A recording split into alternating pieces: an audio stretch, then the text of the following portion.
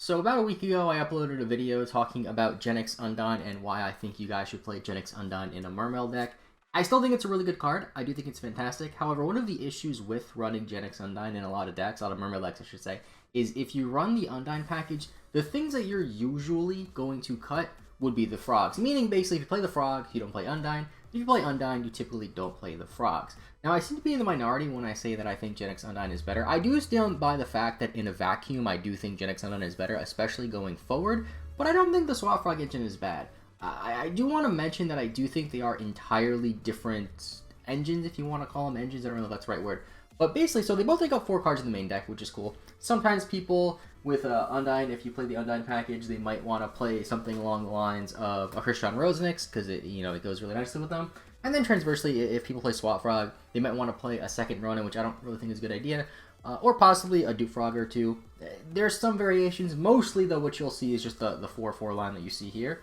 Now, the thing I want to mention, though, with Genex Undine is Genex Undine is more of a starter card, while Swap Frog is more of an extender card. And what I mean by that is, let me just show you something. So, let's say in a vacuum, right?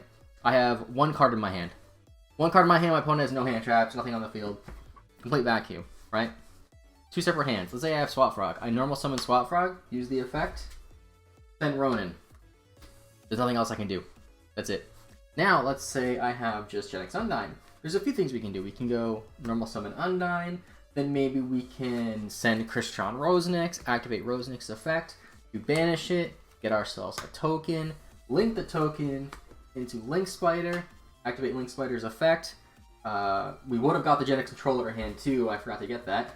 Boom, get the controller, special summon the controller to under the zone that Link Spider points. Sorry about the glare, by the way, my new setup's finally done, and there's a lot more light here, so a little bit of a glare.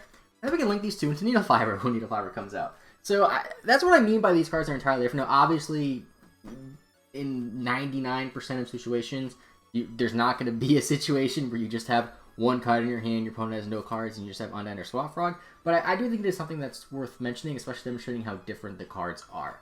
Now, in terms of the flaws for Genex Undine, the biggest flaw being you have to play the brick card, being the Genex controller. It is a dark, it's a vanilla, and right now in the current metagame, since we don't have Needlefiber yet, we're about, I think we're like, what, a month away, or maybe less than a month away from Needlefiber coming out. I forgot it comes out in late March or late April.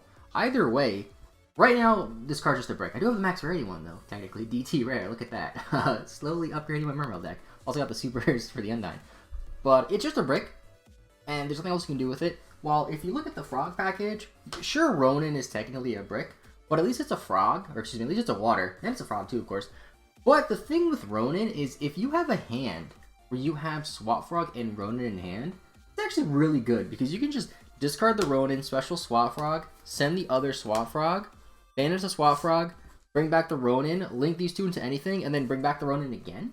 So it definitely adds a lot of extender value, if that makes sense, to the deck, while controller does literally nothing in the current state. Also, what I think is the biggest flaw that people don't always realize is Droll and Lockbird is a very good card this format. Droll and Lockbird is a card that you will see in a lot of main decks as their main deck hand trap of choice, or at the very least in their side decks. Meaning, what could happen is you could summon your Undine, add your controller, and then get Drolled off adding a brick card that you can't do anything with anyway.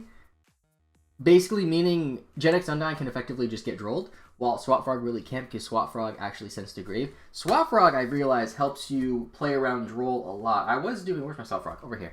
I was doing some test hands, and I realized what you can do is, like, let's say you get Drolled. In some specific situations, it might be a 3 or 4 card combo, I know, whatever. But if you get Drolled, right, you could just do stuff with Swap Frog and still do, like, the Cross Sheep combo. Obviously, you can't search off Dragoons. But I do plan on uploading a test hand video probably in a couple of days, and then I do plan on uploading an updated Mermail deck list sometime next week. So you guys can see, the test hands I'm talking about more in depth. And now when it comes to Swap Frog, though, I do want to talk about the pros and cons. So first, obvious pros, less resilient, or more resilient to Droll and Lockbird. Can play around hand traps a little bit easier with this, and they're just really good extenders. Arguably the best extenders, besides like Instant Fusion, in the Mermail deck, it's probably one of the best extenders. Now, in terms of the flaws, they don't really do anything by themselves. They need something else with them. Swap Frog Instant Fusion, you probably do some stuff. Swap Frog Teus, you do some stuff. If you have like Swap Frog Teus Dragoons, that's just, you can do literally anything.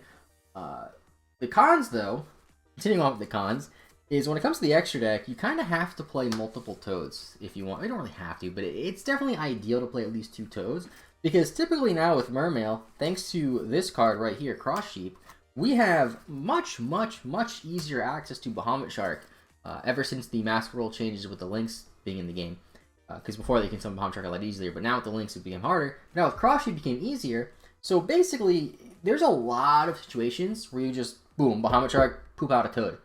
And if you do that, you can't summon Toad with the Swap Frogs, which isn't that bad, because like I said before, typically Swap Frog you want to use as one of your better extenders. Sure, it does require another card in hand. However, you play like 30 water cards in your deck, typically playing a Mermail deck.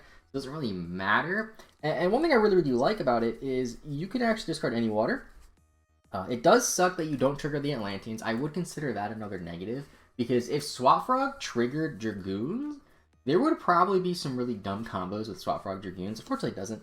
But it does trigger Abyss Gun. I got a super one finally, by the way.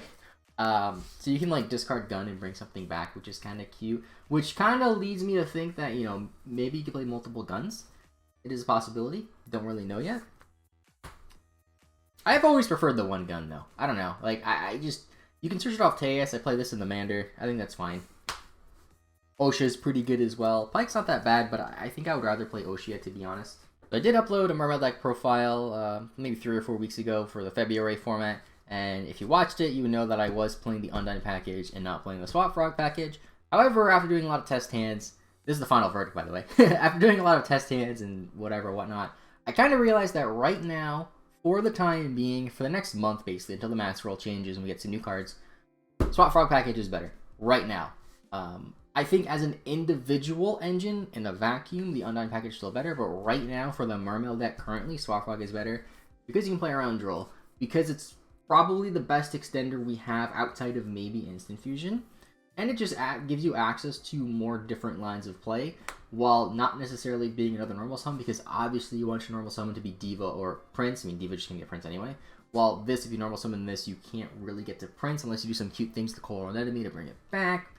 I don't know. Either way, that's my final verdict. Let me know what you think in the comments down below. Swap Frog or Undine. I do think going forward, Undine will probably be better once we get Needlefiber and stuff like that. But right now, I like the Frogs.